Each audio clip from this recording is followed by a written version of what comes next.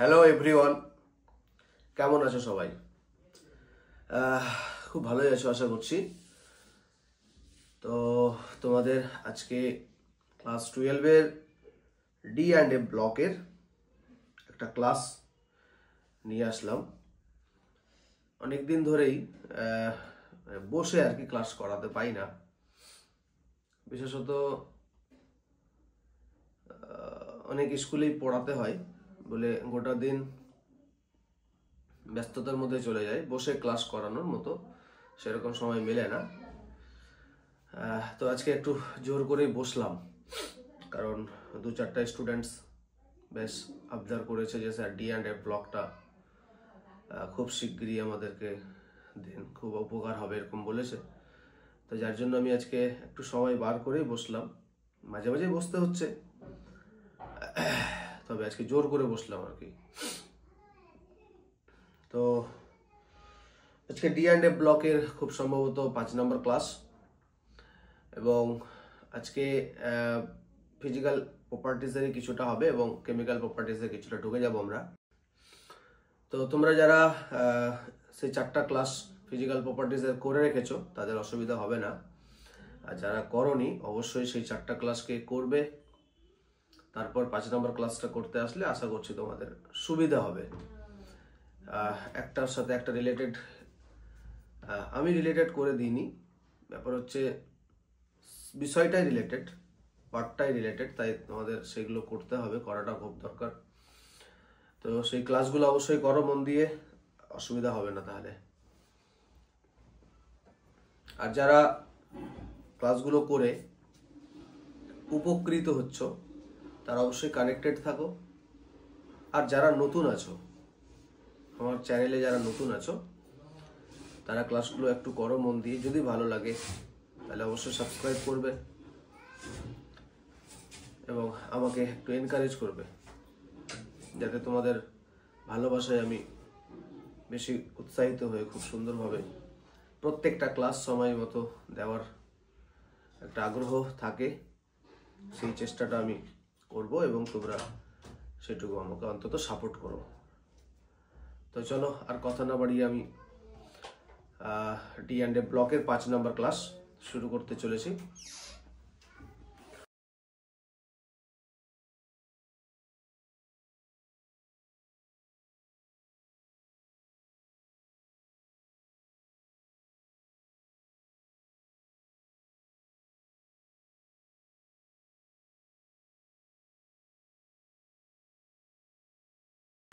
যেটা আজকে করাবো সেটা হচ্ছে সন্ধিগত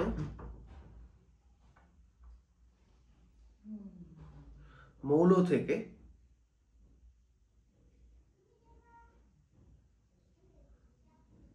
উদ্ভূত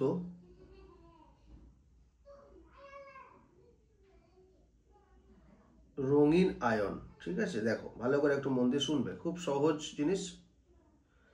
মানে সন্ধিগত মৌলরা আয়ন রূপে যদি কোনো যৌগে থাকে তাহলে সেটা রঙিন হয়, ব্যাপারটা এটাই, কিচ্ছু না।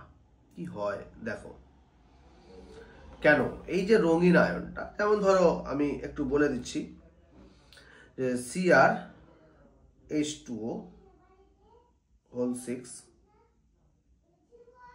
থার্ড ব্র্যাকেট 3+, এই যে যৌগটা না একটা রঙিন, কি বেগুনি কালারের। এবার কেন এটা কালারটা দেখায়, এখানে যদি সোডিয়াম থাকতো বা ম্যাগনেসিয়াম থাকতো বা ক্যালসিয়াম থাকতো, যদি এরকম যৌগ তৈরি করবে না তারা, কিন্তু যদি থাকতো তাহলে সেগুলো ফ্লেম কালার দিলেও তাদের জটিল যৌগগুলো রঙিন আয়ন দেখায় না, কিন্তু সন্ধিগত মৌলগুলো রঙিন আয়ন দেখায়। তার কারণটা কি দেখো, সন্ধিগত মৌলতে ডি অরবিটাল থাকে, কি বললাম, ডি অরবিটাল থাকে, এবং সেই ডি অরবিটালটা পার্সিয়ালি ফিল্ড থাকে বা হাফ ফিল্ড থাকে, ঠিক আছে, পার্সিয়ালি ফিল্ড বা হাফ ফিল্ড থাকে। এই পার্সিয়ালি ফিল্ড বা হাফ ফিল্ড থাকার জন্য তাদের মধ্যে যে অরবিটালগুলোর মধ্যে যে এই যে 5টা ঘর আছে সেগুলোর একটা এনার্জি ভেরিয়েশন পাওয়া যায়। মানে তারতম্য পাওয়া যায়, ঠিক আছে, মানে এদের সাথে এটা, এটার সাথে এটা, এটার সাথে এটা, এদের একটা শক্তিমাত্রা তারতম্য পাওয়া যায়। এই ডি অরবিটালগুলোর একটার নাম হচ্ছে DXY, একটার নাম হচ্ছে DYZ, একটার নাম হচ্ছে DXZ, একটার নাম হচ্ছে DX² - Y², আর একটার নাম হচ্ছে DZ²। এই এদের মধ্যে কিনা শক্তির কিছু পার্থক্য দেখা যায়। তো এই শক্তির পার্থক্যর জন্য কি হয়, যে এই তিনটা অরবিটাল, এই যে DXY, XZ আর YZ, এরা তিনটা আলাদা হয়ে নিচে নেমে যায়। কিরকম দেখো, দেখো এই যে 1 2 3 4 5 ডি অরবিটাল, যখন ডি অরবিটালে কোনো এরকম লিগ্যান্ড আর কি, যেটা যৌগ গঠন হয়, সেরকম যদি কোনো লিগ্যান্ড তার পাশে আসে, তাহলে এই ডি অরবিটালটা দুটো ভাগে ভেঙে যায়। কি ভাগে? একটা ভাগ যায় T2G তে নিচে যেটা থাকে, আর একটা ভাগ যায় EG তে যেটা উপরে থাকে। T2G এই পাঁচটা যে ঘর, এই যে দেখো এই পাঁচটা যে অরবিট আছে ডি অরবিটালের, সেগুলোর মধ্যে তিনটা T2G নিচে যায় আর দুটো EG উপরে যায়। এবার কি হলো, 1 2 3, এইগুলোতে ধরো ইলেকট্রন আছে। তো T2G কি করে, দৃশ্যমান ভিজিবল রেডিয়েশন বা ভিজিবল রে থেকে নিজস্ব মানে যেটুকু এনার্জি দরকার, যেটুকু আলো দরকার বা যেটুকু শক্তি দরকার, সেই শক্তিটুকু নিয়ে সে T2G থেকে EG তে ট্রান্সফার হয়। T2G থেকে এই যে EG তে ট্রান্সফার হয়, যে এনার্জিটা দরকার ওর। এবার এই যে এনার্জি নিচ্ছে, তার মানে এই এনার্জিটা যেটা নিচ্ছে দৃশ্যমান আলো থেকে, সেই এনার্জিটা নিয়ে ও কিন্তু T2G থেকে EG তে ট্রান্সফার হয়ে গেল। আর এই ট্রান্সফারটা যে এনার্জিটা নিয়ে হলো বা যে আলোটা নিয়ে হলো, সেই আলোর যে পরিপূরক কমপ্লিমেন্টারি কালার, কমপ্লিমেন্টারি মানে পরিপূরক একটা কালার হয়, কমপ্লিমেন্টারি কালার, সেই কালারটা যেটা হবে সেই কালারটা সে কিন্তু শো করবে। তাহলে T2G থেকে EG তে যেটা যাচ্ছে, এই T2G থেকে EG তে যাওয়া এই ঘটনাটাকে বলা হয় DD ট্রানজিশন। DD ট্রানজিশন, ভালো করে মন দিয়ে শোনো, এখনো ক্লিয়ার কিচ্ছু হয়নি। তাহলে কি বললাম, DD ট্রানজিশন, T2G থেকে EG তে যদি ইলেকট্রন যাওয়ার ক্যাপাবিলিটি থাকে বা যদি কোনো রকম কন্ডিশন থাকে। এবার কন্ডিশন কখন হবে, যদি T2G তে একটা থাকে, EG তে কোনো ইলেকট্রন না থাকে। ভালো করে মন দিয়ে শোনো, T2G তে একটা, EG তে নেই, তাহলে ইলেকট্রন যেতে পারবে। কেন যেতে পারবে বললাম, EG তে যদি ইলেকট্রন 4টার কম থাকে, মানে 3টা বা 3টার কম, 4টার কম মানে 3টা বা 3টার কম।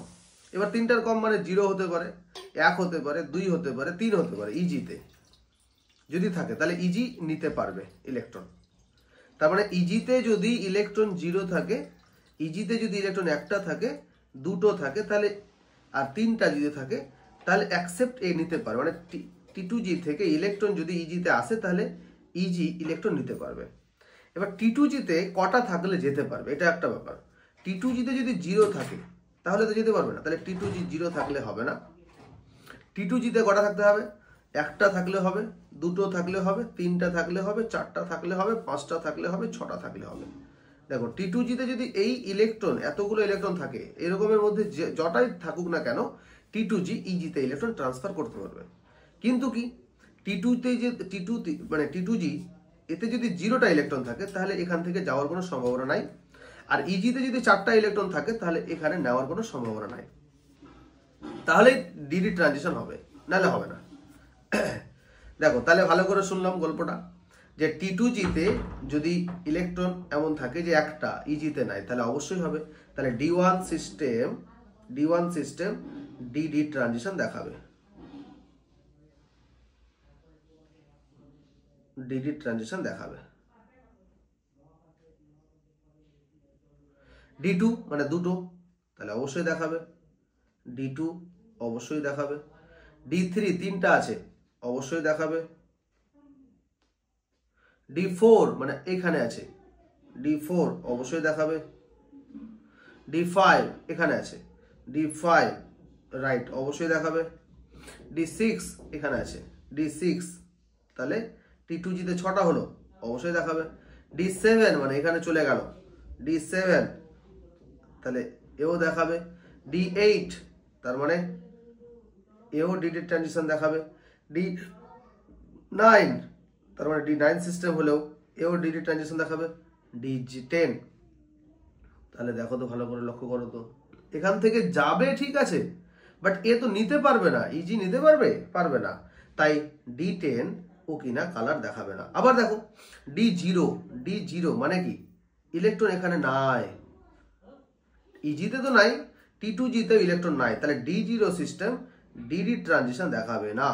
তাহলে যারা DD ট্রানজিশন দেখাবে তারাই কিনা রঙিন আয়ন গঠন করতে পারবে, নচেত পারবে না।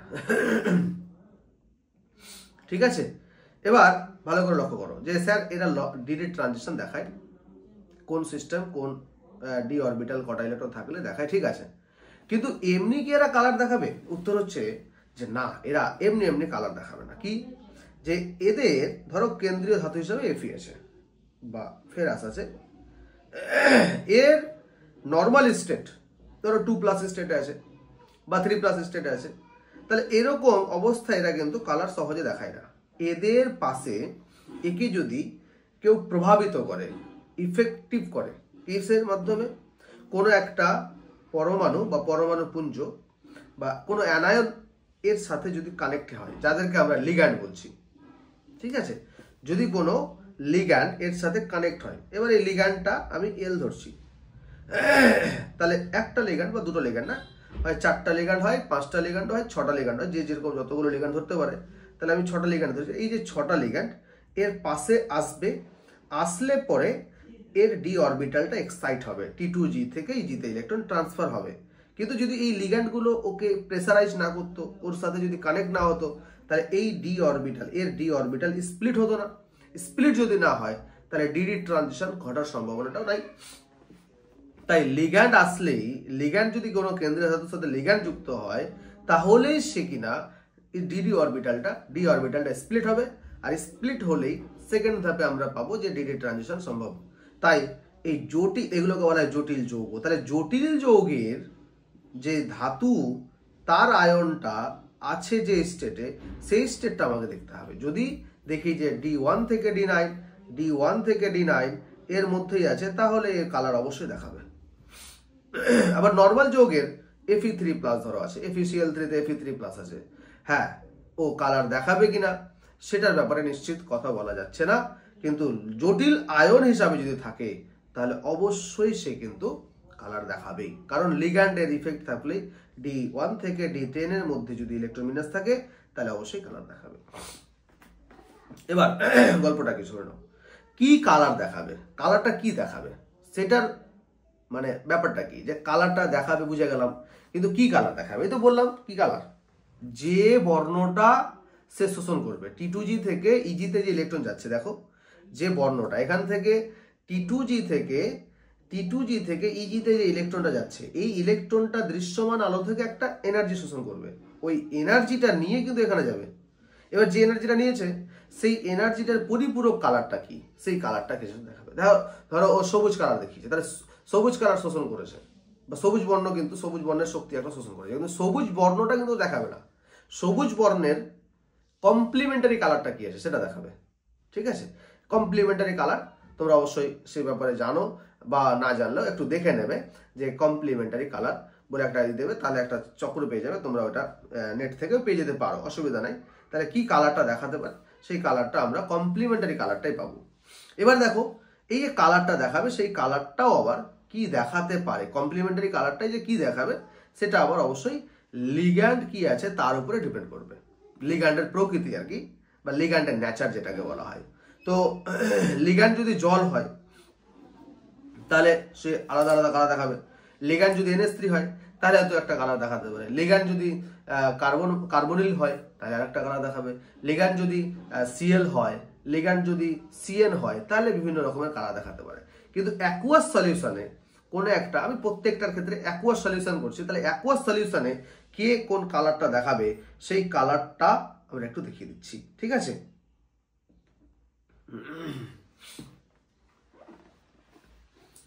যেমন কি SC H2O6 থার্ড ব্র্যাকেট 3+, এখানে এসসি আছে 3+ স্টেটে, আর এসসি 3+ স্টেটে আছে বলে এটা হচ্ছে বর্ণহীন। কেন বর্ণহীন বলো তো? কারণ এ D0 সিস্টেম আছে, আর আমি বললাম D0 থাকলে কি হয়, অবশ্যই কালার দেখাবে না। ব্যাস। নাম্বার 2,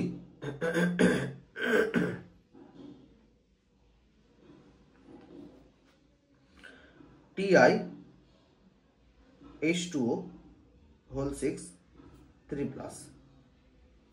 চলো, এই কি কালার দেখাবে? লালচে বেগুনি।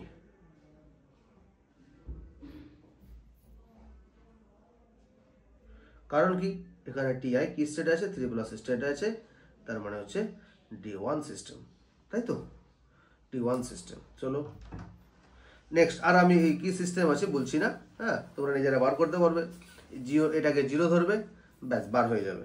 তারপরে কি, VH2O হোল 6 থার্ড ব্র্যাকেট 4+, এটা কি নীল বর্ণ দেখাবে, কারণ এখানে V4 স্টেট আছে।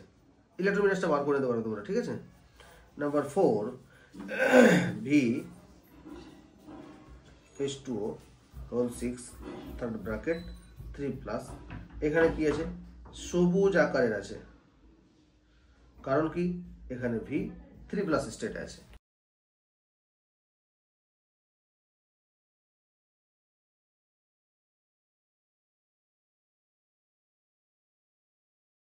আছে, বার করে নেবে তোমরা নিজেরাই, মানে ইলেকট্রন বিন্যাস করে বার করতে পারবে আশা করছি।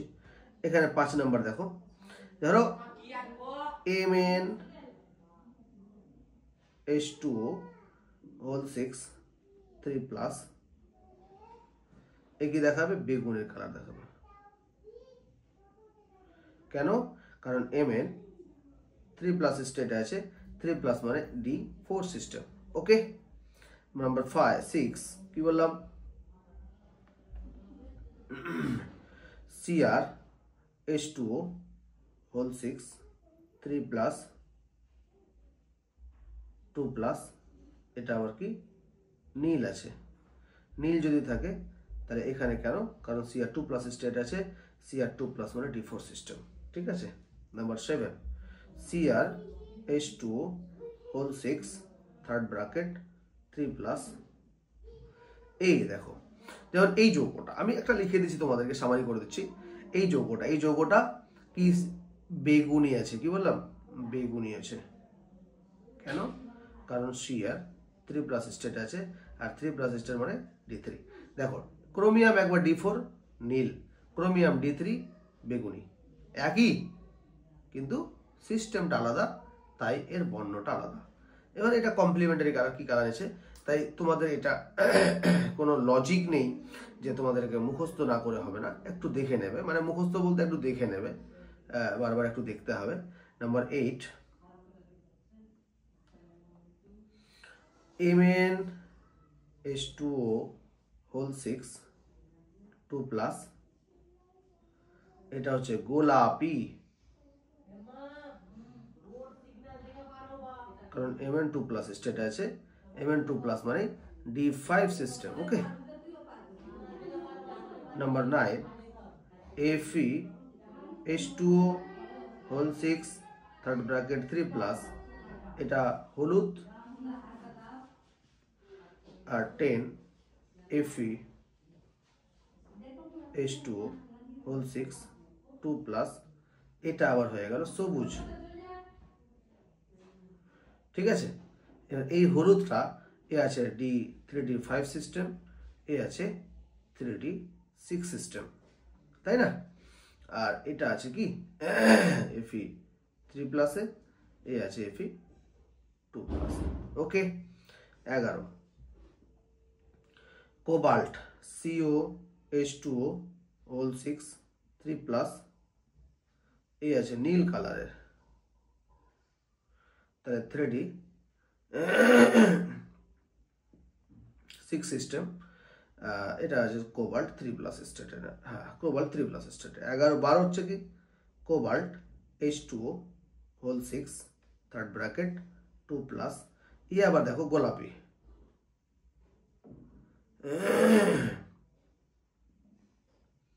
বাট এসিও 2+ স্টেট আছে 3D 7 সিস্টেমে, ঠিক আছে। 13 তোমরা একটু দেখে নেবে, হ্যাঁ। 13তে nickel H2O whole 4 third bracket 2+, এ আবার সবুজ সবুজ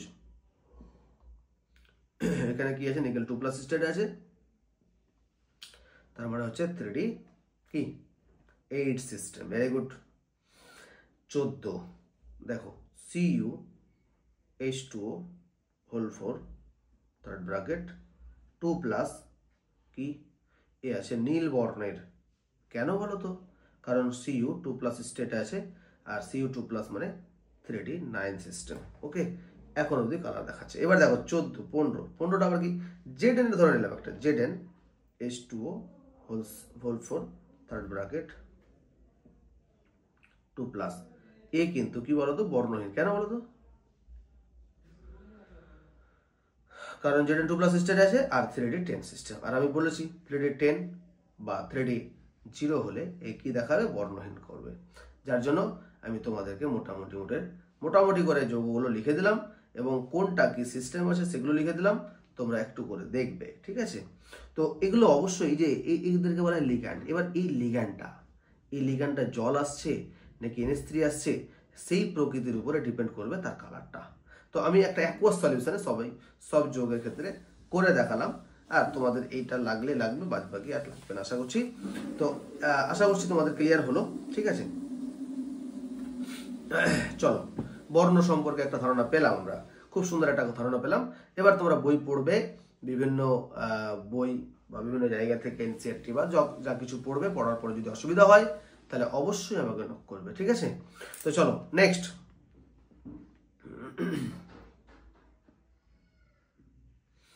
নেক্সট হচ্ছে ফরমেশন অফ কমপ্লেক্স।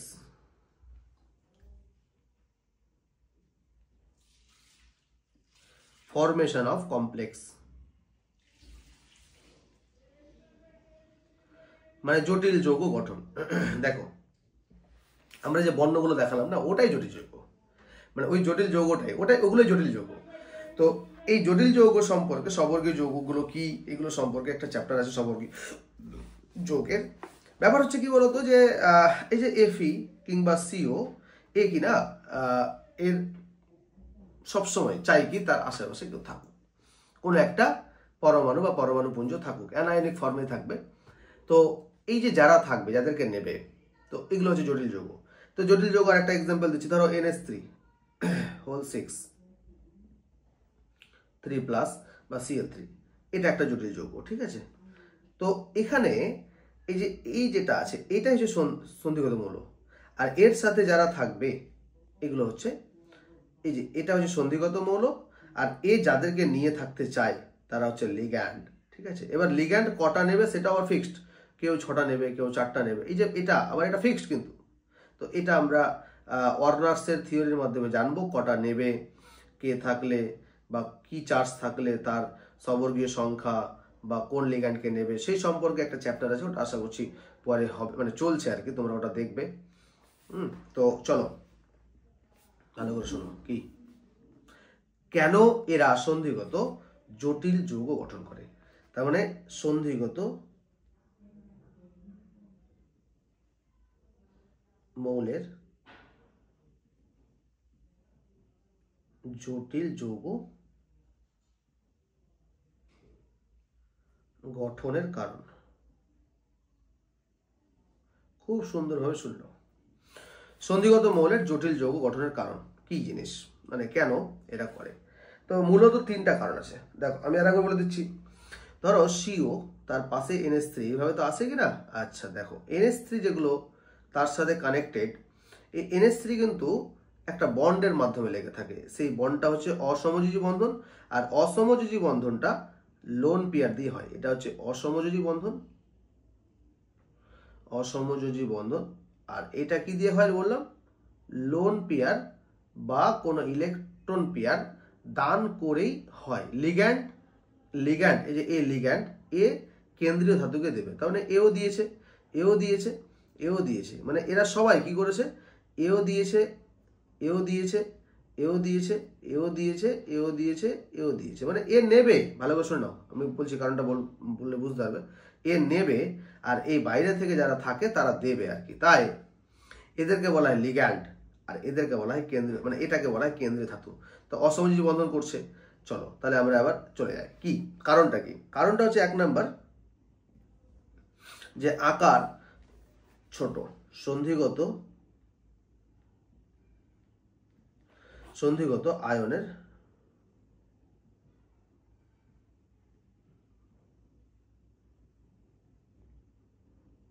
আকার খুব ক্ষুদ্র। ঠিক আছে, 1 নম্বর কারণ। তো ক্ষুদ্র হলো তো কি হলো, আমি কারণটাই বুঝতে পারছি না কেন, তো বলছি, ওয়েট করো, কেন বলবো না। নাম্বার 2, আয়নগুলোর তড়িৎ আধান খুব উচ্চ। হ্যাঁ দেখো নাম্বার 2,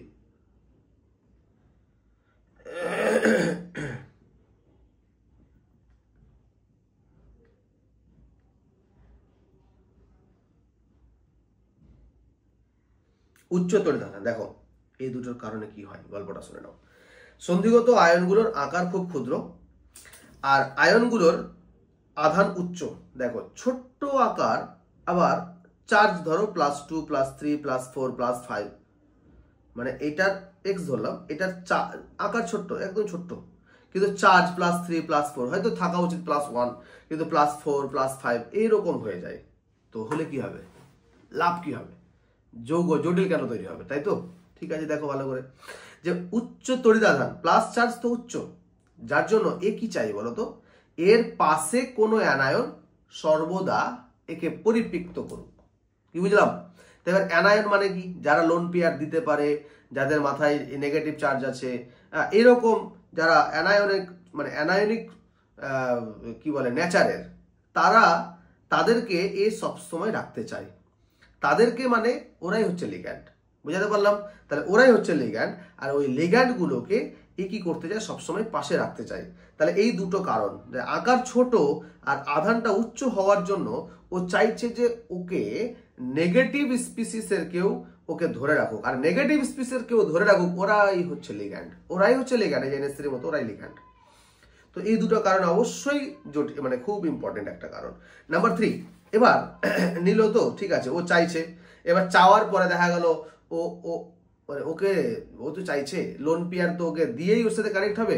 এবার লোন পেয়ার দেওয়ার মতো যদি জায়গা ওর না থাকে, মানে নেওয়ার মতো যদি জায়গায় না থাকে, তাহলে কি হবে? দেখো আবারও বলছি, যে এই দুটো কারণে বুঝে গেলাম যে ওর পাশে কোনো লিগ্যান্ডকে সে রাখতে চাইছে। ঠিক আছে, তাহলে এফি কিংবা সিও, ও চাইছে যে তার পাশে কোনো একটা অ্যানায়নিক স্পিসিসের কেউ একটা ওকে ধরে রাখুক, যজন হোক, 4 জন হোক বা 6 জন হোক, ধরে রাখুক। আচ্ছা, ধরে রাখতে ও চাইছে যে ধরে রাখুক, কিন্তু যদি চলে আসে, আসার পরে যদি ও জায়গা দিতে না পারে, তাহলে কি আর ধরে রাখতে পারবে? পারবে না। যেমন ধরো ব্যাপার হচ্ছে যে আমি চাইছি যে আমি সবাইকে খাওয়াবো, ঠিক আছে, বিয়ে বাড়িতে বিশাল অনুষ্ঠান করবো, খাওয়াবো, আমি চাই খাওয়াবো, কিন্তু খাওয়াবো বললাম, বলার পর অনেক দূরের দূরের মানুষকে ইনভাইট করে রেখেছি। এবার ওরা আসবে, আসার পর যদি আমি বাড়িতে জায়গা না দিতে পারি, তাদের ঘুমানোর থাকার জায়গা না দিতে পারি, তাহলে তারা তারা আসবে না, বা আসলেও ঘুরে চলে যাবে, তাই তো? তো ধরে রাখতেও তাদেরকে পারবো না। ব্যাপারটা এরকম, যে ও চাইছে যে আমার পাশে অ্যানাইন স্পিসিসের কেউ আসুক, কিন্তু যদি আসে তাহলে তাকে তো জায়গা দিতে হবে। তাই এটাও একটা ভাইটাল, যে জায়গা আছে কিনা। হ্যাঁ, উত্তর হচ্ছে আছে। কি, যে সন্ধিগত আয়নগুলোর, সন্ধিগত মৌলগুলি লিখি, মৌলগুলির, কি বুঝলাম, সন্ধিগত মৌলগুলির যোজ্যতা কক্ষে বা আয়ন সমূহের আয়নের যোজ্যতা কক্ষে উপযুক্ত শক্তি বিশিষ্ট ফাঁকা ডি উপকক্ষ, ফাঁকা ডি অরবিটাল থাকায়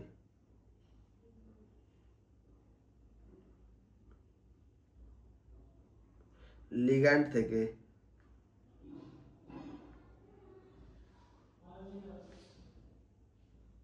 ইলেকট্রন জোড় গ্রহণ করে সহজেই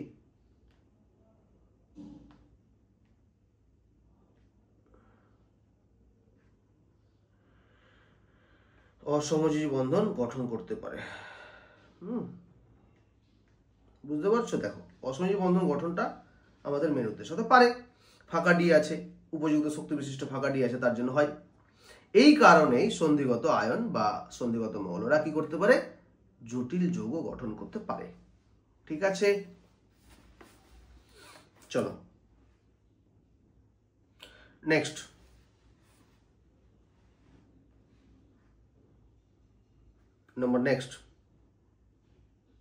ইন্টারস্টিসিয়াল কমপ্লেক্স ফর্মেশন। কি বললাম? Interstitial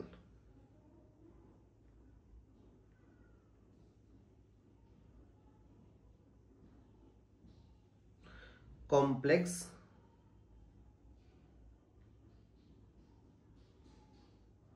formation. কি করলাম? ইন্টারস্টিসিয়াল সন্ধিগত ধাতুর কেলাস জালকের ইন্টারস্টিসিয়াল স্থানে, মানে ইন্টারস্টিসিয়াল স্থানটা কি দেখো,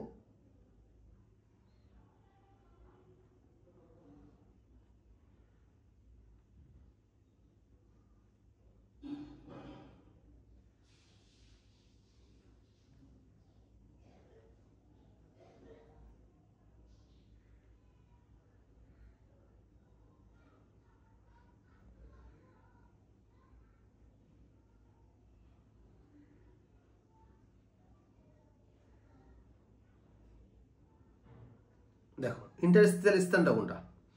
ইন্টারস্টিসিয়াল স্থান হলো এই যে এই জায়গাটা, যেটা সবুজ বর্ডার দিচ্ছি, দেখো উড়েই গেল। আচ্ছা ঠিক আছে, সবুজ দিচ্ছি না, সাদা দিচ্ছি। এইটা হচ্ছে ইন্টারস্টিসিয়াল স্থান। ঠিক আছে, এটা এই স্থানে তারা কাউকে জায়গা দিতে পারে। যদি জায়গা দিয়ে, এইখানে যদি জায়গা দিয়ে যৌগ গঠন করে, মানে এই জায়গাটা হচ্ছে ইন্টারস্টিসিয়াল স্থান, তাহলে এই জায়গাতেই যদি জায়গা দিয়ে যৌগ গঠন করতে পারে, তাহলে ওই যৌগটাই হয়ে যাবে ইন্টারস্টিসিয়াল স্থান। এগুলোকে বলা ইন্টারস্টিসিয়াল গ্যাপ।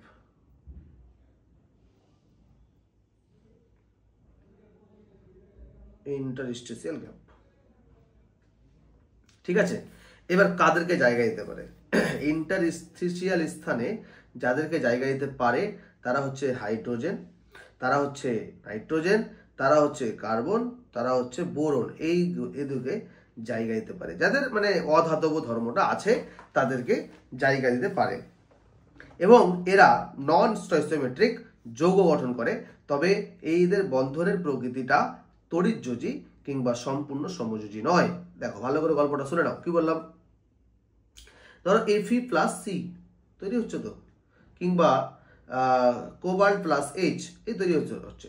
তাহলে এই যে যৌগগুলো এরা কিন্তু নন স্টয়সিওমেট্রিক হয়। নন স্টয়সিওমেট্রিক মানে কি বলতো? মানে অনুপাতটা 1:1, এটা একটা অনুপাত, 1:2 এটা একটা অনুপাত, ভালো অনুপাত, 1:2। তা এই অনুপাতগুলো হয় না। কি হয়? ধরো 1:1.5, 1:1.8 এরকম হয়। তাহলে এগুলোকে বলে নন স্টয়সিওমেট্রিক রেশিও। তো এই নন স্টয়সিওমেট্রিক হয়। ওকে, আচ্ছা নাম্বার 2, এই যে বন্ধনগুলো এর সাথে যে বন্ধনটা করে, মানে কেন্দ্রীয় ধাতু বলবো না, যে সন্ধিগত ধাতুটা, তার সাথে ইন্টারস্টিসিয়াল স্থানে যে যৌগটা মৌলটা ঢুকে একটা যৌগ গঠন করলো, তাতে যে বন্ধনটা গঠন করে তারা একে অপরের মধ্যে লিঙ্ক হয়, সেই বন্ধনটা কিন্তু কোনো আয়নিক বা কোভ্যালেন্ট নয়। মানে সম্পূর্ণ কোভ্যালেন্টও না, আবার সম্পূর্ণ আয়নিকও না। ঠিক আছে, তাহলে মানে মোটামুটি হালকা আয়নিক হালকা কোভ্যালেন্ট এরকম ব্যাপারটা আমরা বুঝতে পারি। ওকে, আচ্ছা এক্সাম্পল স্বরূপ কি বলতে পারি? এক্সাম্পল স্বরূপ কি বলতে পারি বলো তো? যেমন ধরো TiH, হ্যাঁ 1.7। দেখো ভালো করে গল্পটা ধরো। কি বললাম? Ti একটা, তো হাইড্রোজেন 1.7 এরকম। যেমন ধরো ভ্যানাডিয়াম H 0.56। দেখো নন স্টয়সিওমেট্রিকটা কোন জায়গাটা? যে ভ্যানাডিয়াম 1, তাহলে এখানে আছে 1:0.56, তাই না? আর এখানে আছে কি 1:1.7, এটা কিন্তু এরকম না যে একদমই হয় না, কিন্তু মোটামুটি নন স্টেনসিমেট্রিক হয়। নাম্বার 3, যেমন ধরো Mn4n, হ্যাঁ, এখানে যেমন একটা মিলে গেছে যে 4:1, ঠিক আছে। তো সাধারণত নন স্টেনসিমেট্রিক হয়, এই জায়গাটা তোমাদেরকে আমি দেখালাম আর কি। Okay, next, characteristics of interstitial compound. আমি একদিক থেকে লিখে দিচ্ছি একদম শর্ট করে, ঠিক আছে, তোমরা লিখে নিতে পারো বা মনে রাখতে পারো। নাম্বার 1, এদের গলনাঙ্ক হাই মেল্টিং পয়েন্ট, মানে গলনাঙ্কটা বেশি, বাংলা লিখে দিই, হ্যাঁ, গলনাঙ্ক উচ্চ হয়, বুঝলাম, আশা করছি বুঝে গেছি। নাম্বার 2, যে এদের গলনাঙ্কের মানটা যেটা সংশ্লিষ্ট আগে ধাতু ছিল তার থেকে বেশি, হ্যাঁ, সংশ্লিষ্ট ধাতু অপেক্ষা বেশি এদের গলনাঙ্কের মান।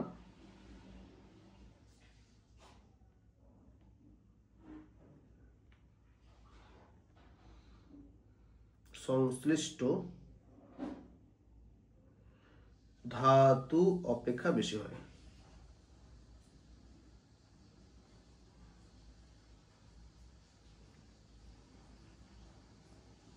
ওকে, নাম্বার 3, এদের কাঠিন্যটা অনেকটা বেশি হয়। এদের কাঠিন্যতা মানে কঠিন আর কি, সংশ্লিষ্ট ধাতু অপেক্ষা বেশি।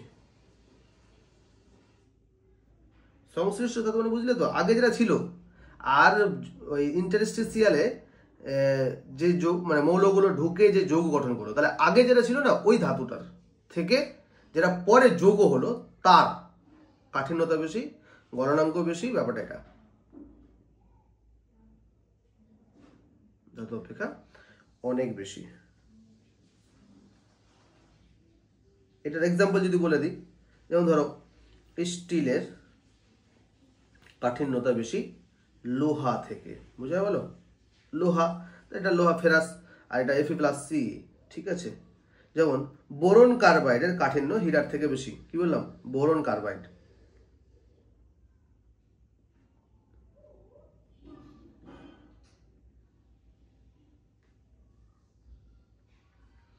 বোরন কার্বাইডের কাঠিন্য কি হীরার থেকে বেশি, কারণ হীরা তো পিওর, আর এটা হচ্ছে এরকম ইন্টারস্টিশিয়ালি একটা কম্পাউন্ড, ঠিক আছে। দেখো নেক্সট নাম্বার 4,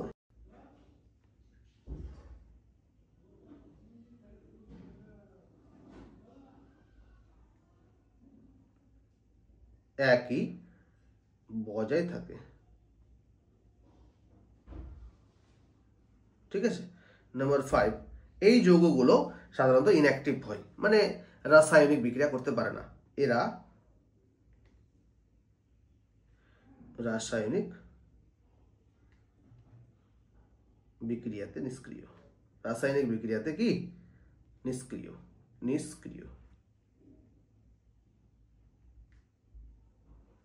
ঠিক আছে। তো এই হচ্ছে তাদের বৈশিষ্ট্য, আশা করছি বুঝে গেছো বৈশিষ্ট্যগুলো। আচ্ছা, নেক্সট চলে যাব, সেটা হচ্ছে অ্যালয় ফরমেশন। হ্যাঁ, এটা ইম্পর্টেন্ট নয়, হ্যাঁ, আমি একটু তোমাদেরকে দিয়ে দিচ্ছি, তোমাদের বেশি ভালোবাসি বলে একটু বলে দিই, হালকা করে বলে টাচ করে বেরিয়ে যাবো। অ্যালয়টা কি জিনিস বলো তো? অ্যালয় হচ্ছে, যেমন ধরো জলে আমি কি করলাম, লবণ গুললাম, তো একটা লবণের দ্রবণ হলো। আবার জলে যদি চিনি গুলি, তাহলে চিনির একটা দ্রবণ, এবং এই দ্রবণটা কিরকম সমসত্ব, কিরকম বলো তো? যে ধরো ওই গ্লাসের মধ্যে আমি যে লবণ ঢেলেছি, তাতে লবণ তো দ্রবীভূত হয়েছে, এবার গ্লাসের কোনো একটা উপরের অংশ থেকে যদি আমি একটু দেখি, চেক করি, তাহলে ওইটুকু অংশের লবণের যা স্বাদ বা লবণাক্ত যত মনে হবে, আমি যদি নিচের কোনো জায়গা থেকে ওইটুকু পরিমাণে যদি বার করি, তাহলে লবণের স্বাদ কি আলাদা হবে না? এই ধর্মটাকে বলে সমসত্ব। তো একই রকম কোনো কঠিন পদার্থের মধ্যে আরেকটা কঠিন পদার্থ যদি আমরা সমসত্বভাবে মিশ্রিত করতে পারি, তাহলেই যেটা উৎপন্ন হবে সেটা হচ্ছে সংকর। আর যদি এটা ধাতুর ক্ষেত্রে হয়, তাহলে সেটাকে বলো ধাতু সংকর, ঠিক আছে। তাহলে বুঝে গেলাম যে 2 বা ততোধিকও বলা যেতে পারে, দুইটি সাধারণত বলো যে দুই বা ততোধিক ধাতব পদার্থের সমসত্ব মিশ্রণকেই বলা হয় সংকর ধাতু বা অ্যালয় ফরমেশন। ঠিক আছে, তো এই সংকর ধাতু এরা করতে পারে কারা? সন্ধিগত মৌলরা। বোঝা গেল? সন্ধিগত মৌলরা সংকর ধাতু করতে পারে। আর তার কারণ হচ্ছে দুটো হতে পারে। কি কি কারণ? একটা হচ্ছে কি বলে ইন্টারস্টিসিয়ালে সে প্রবেশ করিয়ে করিয়ে করতে পারে। আবার আরেকটা করতে পারে কি যে প্রতিস্থাপিত করতে পারে। ধরো এফি ছিল, ওই এফির একটা কোনো একটা অংশের বদলে সিইউ ঢুকে গেল, বা জেডেন ছিল, জেডেনের কোনো একটার বদলে ধরো সিইউ ঢুকে গেল। তো এরকম ভাবে দুটো কন্ডিশনে কিন্তু সংকর ধাতু তৈরি করা যেতে পারে। একটা হচ্ছে ইন্টারস্টিসিয়াল ফর্ম করে, আর একটা হচ্ছে তোমার প্রতিস্থাপিত করে করতে পারে। ঠিক আছে, তো এদের এক্সাম্পলগুলো আমি একটু করে দিচ্ছি। নাম্বার 1, যেমন ধরো কাঁসা, Cu প্লাস Sn, মানে কপার আর টিন এই দুটো মিলে তৈরি হয় কাঁসা। নাম্বার 2, ব্রোঞ্জ,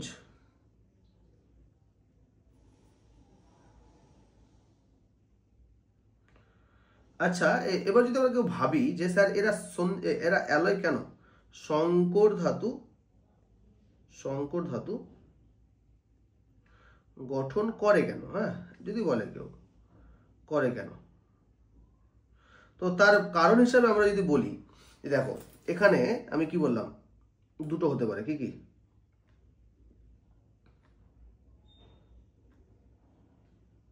এ ধরো আগে থেকে ছিল, বুঝতে পারছো তো? এ ধরো আগে থেকে ছিল। এবার আমি কি করলাম যে এটা ধরো এফি আছে, বা এটা ধরো নিকেল আছে, বা কিছু একটা ধাতু আছে। হ্যাঁ, এবার আমি এখানে সংকর একটা বানাতে চাচ্ছি কার সাথে? নিকেলের সাথে। ধরো এমনি ইন কেস বলছি, এই জায়গায় এফি আছে এগুলো। হ্যাঁ, এফি এফি এফি এফি সব এফি আছে। এই জায়গায় সবই এফি এফি এফি এফি এফি সবই এফি। হ্যাঁ, ওকে, এফি। এবার আমি কি করলাম, এইখানে নিকেলকে বসাবো। ঠিক আছে, তার মানে কি এই নিকেলের যা সাইজ আর এফির সাইজ যদি একই না হতো, তাহলে নিকেল ওই এফির জায়গায় গিয়ে যে ঢুকছে সেখানে কি ফিট হতো? একটু ভাবো তো, ফিট হতো না? হতো না তো। তার মানে কি যে এদের আকার 15%, এদের যে আকারের পার্থক্য, সেই আকারের পার্থক্য 15%-এর থেকে বেশি হয় না। মানে প্রায় সেম হয়ে যায়, প্রায় সেম। অবশ্যই বাম দিক থেকে ডান দিকে গেলে আকার ছোট হয়, লাস্টের দিকে বড় হয়, সেটাও আমি বলেছি, কিন্তু খুব একটা বেশি হয় না। এদের যে পার্থক্যটা সেটা 15%-এর নিচেই থাকে, পার্থক্যটা আর কি 15%-এর নিচেই থাকে।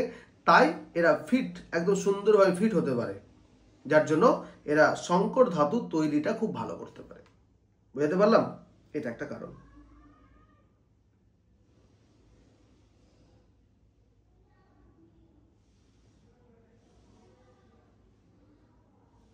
তো এই সংকর ধাতুর মাধ্যমে কি করা হয় শুনে নাও। সংকর ধাতুর মাধ্যমে যৌগগুলোর, মানে সংকর ধাতুগুলোর আর কি গলনাঙ্ক, কাঠিন্যতা, টান শক্তি অনেকটা বেশি করা হয়। নাম্বার 2, যে এদের ক্ষেত্রে সংকর ধাতু দিয়ে এদের মরিচা বিহীন যাতে করা যায়, এটা একটা করা যেতে পারে। তো ঠিক আছে, মোটামুটিভাবে আমরা তাদের পুরোপুরি ধর্মগুলো বলে দিলাম। এবার আমরা শুরু করব সন্ধিগত মৌলের কিছু গুরুত্বপূর্ণ যৌগ সম্পর্কে। ঠিক আছে, দেখো next, some important compounds of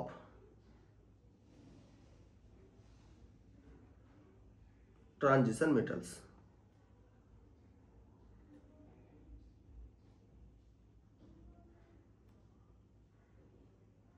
Some important compounds of transition metals. আচ্ছা শোনো, নাম্বার 1 কি বললাম? নাম্বার 1 দেখো যে ধাতুর অক্সাইডে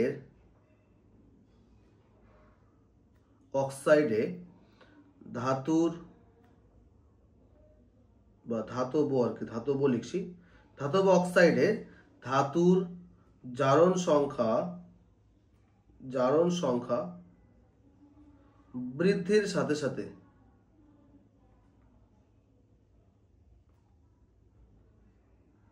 আয়নীয় প্রকৃতি আয়নীয় প্রকৃতি হ্রাস পায়।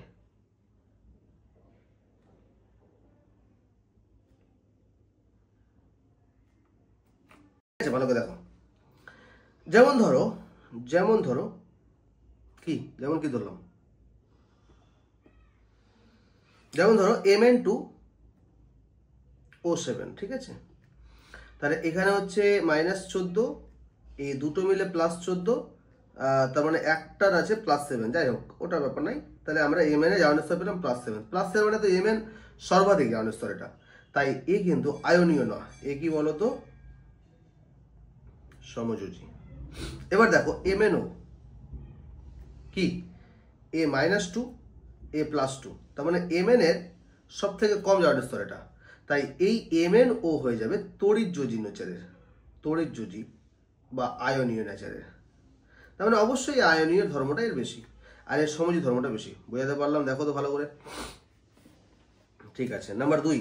আচ্ছা ঠিক আছে, এবার একটা ক্রম দিয়ে দিচ্ছি। যেমন ধরো MnO, Mn2O3, MnO2, Mn2O7, ঠিক আছে। এবার এদের জারণ স্তরটা দেখে নাও তো বাবু, জারণ স্তরটা দেখে নাও, কি জারণ স্তরটা দেখে নাও। এ জারণ স্তর +2, এর ক্ষেত্রে আছে +3, এর ক্ষেত্রে আছে +4, এর ক্ষেত্রে আছে +7। তাহলে এদিক থেকে যখন এদিকে যাচ্ছি, MnO থেকে Mn2O3, MnO2 থেকে Mn2O7 যখন যাচ্ছি, তখন আয়নীয় ধর্মের হ্রাস পাচ্ছে, আয়নীয় ধর্ম হ্রাস পাচ্ছে আর সমযোজী ধর্মটা বৃদ্ধি পাচ্ছে, সমযোজী ধর্মটা বৃদ্ধি পাচ্ছে। বুঝতে পারছো কিনা দেখো তো, মানে সমযোজী ধর্মটা বাড়ছে কখন, যখন জারণ স্তরটা বাড়ছে তখনই। ব্যাস, গল্প শেষ। চলো 2 নাম্বার।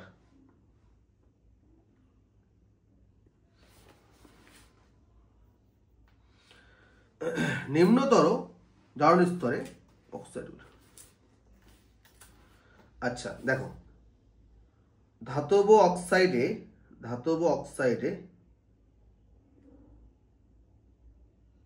ধাতুর জারণ স্তর বৃদ্ধির সাথে সাথে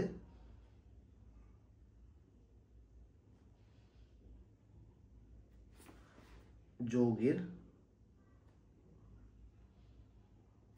কি বৃদ্ধি পায়, আম্লিক ধর্ম বৃদ্ধি পায়। হ্যাঁ, আম্লিক ধর্ম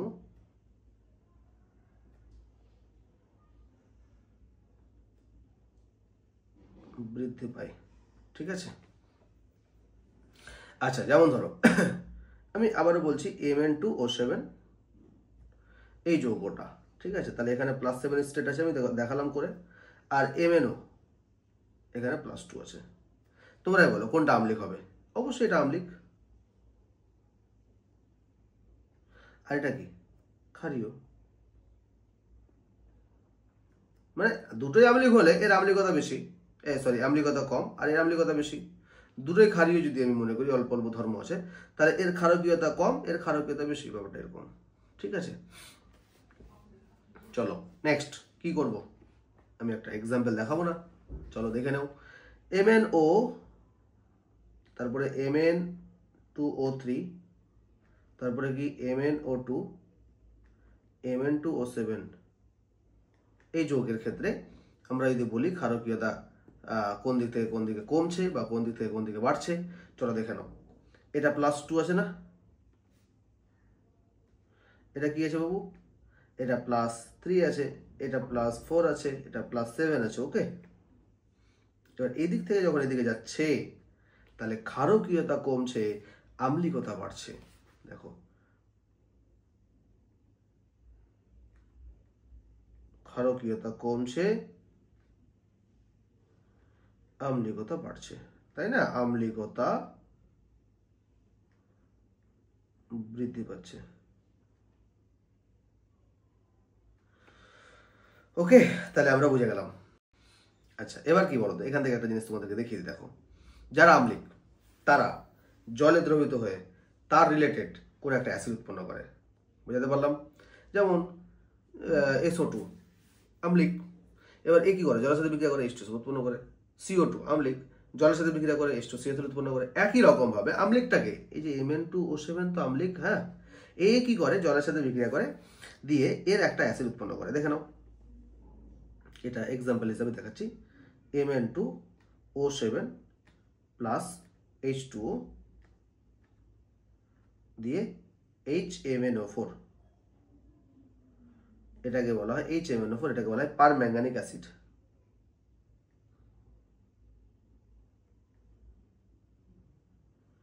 পারম্যাঙ্গানিক অ্যাসিড, তাহলে অবশ্যই অ্যাসিড।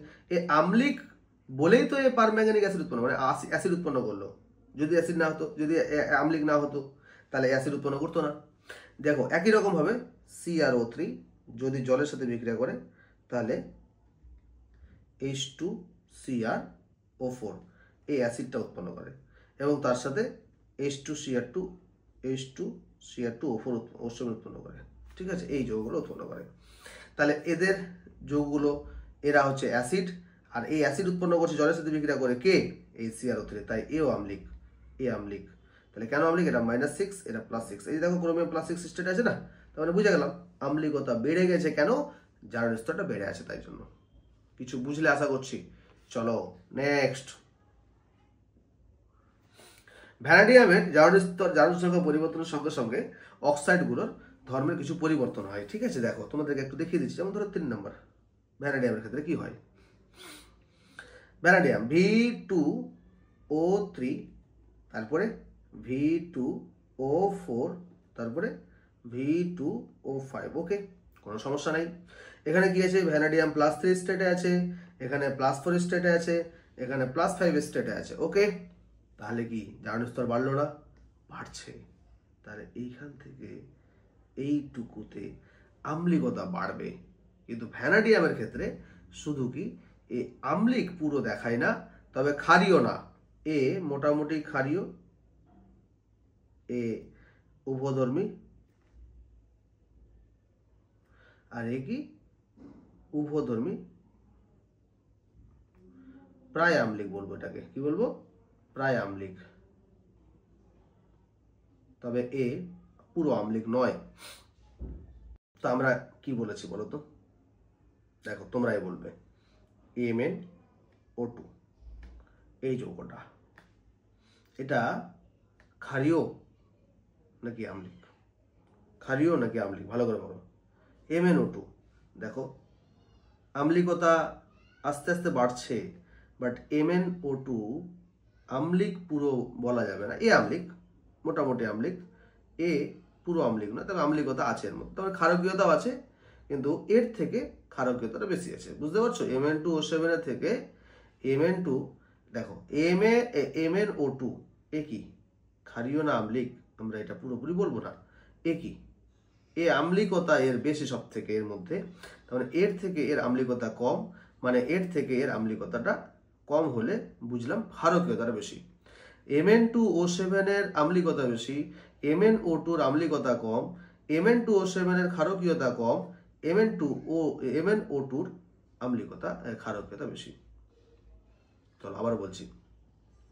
Mn2O7 এর আম্লিকতা বেশি, MnO2 এর ক্ষারকীয়তা বেশি। Mn2O7 এর ক্ষারকীয়তা কম, MnO2 এর ক্ষারকীয়তা বেশি বা আম্লিকতা কম। ঠিক আছে, তার মানে কি MnO2 কি আম্লিক নাকি ক্ষারীয়? আম্লিক তো নয়। তাই এ কি করতে পারে জানো? এর ক্ষারকীয়তা ধর্মটা একটু আছে বলে অ্যাসিডের সাথে বিক্রিয়া করে কি উৎপন্ন করতে পারে? MnCl2 উৎপন্ন করতে পারে, প্লাস Cl2 উৎপন্ন করতে পারে, তার সাথে জল উৎপন্ন করতে পারে। ব্যাপারটা কি জন্য বুঝালাম দেখো। MnO2 পুরোপুরি আম্লিক নয়, এর ক্ষারকীয়তা একটু ধর্মটা আছে, যার জন্য এ কি করতে পারে? অ্যাসিডের সাথে বিক্রিয়া করে, ক্ষার তো অ্যাসিডের সাথে বিক্রিয়া করে লবণ উৎপন্ন করে। তাহলে এই যে MnCl2, এ তো ম্যাঙ্গানিজের ক্লোরাইড, এটা একটা ম্যাঙ্গানিজের লবণ, এটা বোঝা গেল। যেমন ধর আরেকটা কি MnO2, এটা প্রায় ক্ষার ধর্ম দেখায়, যার জন্য এ কি করতে পারে? অ্যাসিডের সাথে H2SO4 এর সাথে বিক্রিয়া করতে পারে, বিক্রিয়া করে এই ম্যাঙ্গানিজ সালফেট উৎপন্ন করতে পারে। মানে ম্যাঙ্গানিজ সালফেট একটা এক ধরনের সল্ট, এবং তার সাথে Cl2 উৎপন্ন করে, তার সাথে NaHSO4 উৎপন্ন করে, আর তার সাথে জল উৎপন্ন করে। ঠিক আছে, আমার বলার উদ্দেশ্য এটাই যে MnSO4 কিন্তু একটা লবণ, MnCl2 একটা লবণ, তার মানে MnO2 পুরো আম্লিক নয়, এর মধ্যে ক্ষার ধর্মটা একটু আছে। ঠিক আছে, স্ক্যান্ডিয়াম ছাড়া অন্যান্য ধাতুগুলি, স্ক্যান্ডিয়াম ছাড়া অন্যান্য ধাতুগুলির ধাতব অক্সাইড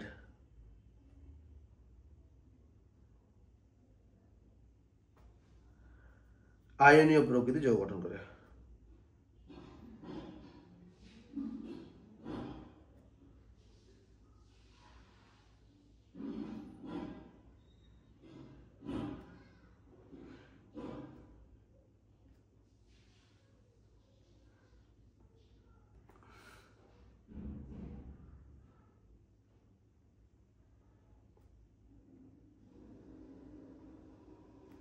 দেখো ভালো করে গল্পটা শুনবে। স্ক্যান্ডিয়াম বলেছে, স্ক্যান্ডিয়াম ছাড়া অন্যান্য ধাতুগুলির ধাতব অক্সাইড কোন সংকেত বিশিষ্ট? এমও সংকেত বিশিষ্ট কিন্তু হতে হবে, অন্যটা MO2 বা M2O3 এরকম না, কিন্তু এমও, জাস্ট এমও সংকেত বিশিষ্ট যৌগ যারা আয়নীয় প্রকৃতি যৌগ গঠন করতে পারে।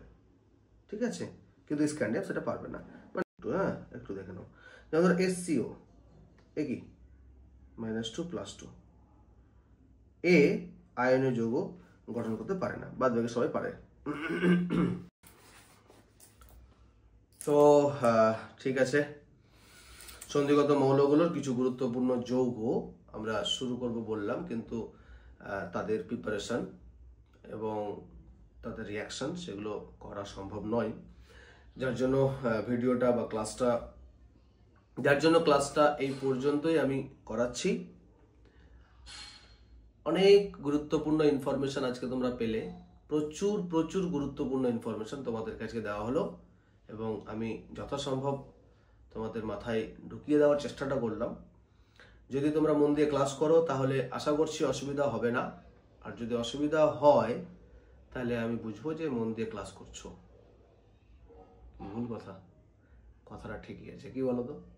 যদি মন দিয়ে ক্লাস করো তাহলে অসুবিধা কম হবে, এটা বলতে চাচ্ছি। আর অসুবিধা হচ্ছে মানে তুমি মন দিয়ে বুঝছো যে কোন জায়গাটা তোমার কাছে বেশি বোধগম্যটা কম মনে হচ্ছে, তো তুমি মন দিয়ে ক্লাসটা করছো। তো আমি একটাই কথা 2 রকম বলে দিলাম, হ্যাঁ ঠিকই কথা। কি মন দিয়ে ক্লাস করছো বা করতে গেলে অসুবিধাটা কম হবে, আর তার মধ্যে যদি অসুবিধা বেরিয়ে আসে তাহলে তুমি বুঝে গেলে যে তুমি মন দিয়ে ক্লাস করছো। তাই আমি দুটোই কথা বলছি, যে মন দিয়ে ক্লাস করো, অসুবিধা কম হবে। তোমাদের অসুবিধা মানে ক্লাসটা ক্লারিফিকেশন আসবে আর কি, ক্লারিফাই হবে, অনেকটা ভালো হবে, লাভ হবে, উপকার হবে তোমরা। আর যদি মন দিয়ে ক্লাস করতেই যাও তাহলে দেখবে যে 1-2টা প্রবলেম বেরোবে। তো এটাই তোমাকে এক্সপ্লেনেশন করলাম আমি। তো যাই হোক, আজকে আর ক্লাসটা বাড়াচ্ছি না, অনেকটা বড় ক্লাস হয়ে গেছে, অনেকটাই লেন্দি ক্লাস হলো। তো তোমাদের যেটা করতে হবে সেটা হচ্ছে যে খুব সুন্দরভাবে মন দিয়ে চারিদিকে একদম ভাবনা ভেবে ডি ব্লক অ্যান্ড এ ব্লকটা ক্লিয়ার করবো ভেবে পড়তে বসো, ক্লাস করো। আমি যা তোমাদের ইনফরমেশন দিলাম এইটুকু যদি করে নিতে পারো তাহলে আশা করছি তোমাদের বই বা কিছু পড়তে প্রয়োজন হবে না। পড়লে অবশ্যই ভালো লাভ আছে, পড়বে। কিন্তু এইচএস এর জন্য বা নিটের জন্য আমার মনে হয় খুব সুন্দরভাবে আমি উপস্থাপন তোমাদের কাছে করার চেষ্টা করছি। তো তোমাদের যেটা করতে হবে কি, বারবার পড়তে হবে, 1-2বার পড়লে হবে না। 1-2বার পড়ে হয়তো ভুলে গেলে আবার রিমাইন্ড করার জন্য আবার পড়তে হবে। সামনে তোমাদের এইচএস পরীক্ষা, তো তোমাদেরকে সেটা মাথায় রাখতে হবে। ঠিক আছে, তো যাই হোক, ক্লাসটা এইটুকুই থাকবে। তোমাদের ক্লাসটা অবশ্যই ভালো লাগবে আশা করছি, আর ভালো লাগলে অবশ্যই একটা সাবস্ক্রাইব করবে এবং মন দিয়ে ক্লাসগুলো করবে, আমার সাথে কানেক্ট থাকো, তোমাদের আশা করছি উপকার হবে। হ্যাঁ, যাই হোক, ভালো থাকো, সুস্থ থাকো। তো চলো আজকে এই পর্যন্তই, দেখা হচ্ছে পরের ক্লাসে। টাটা।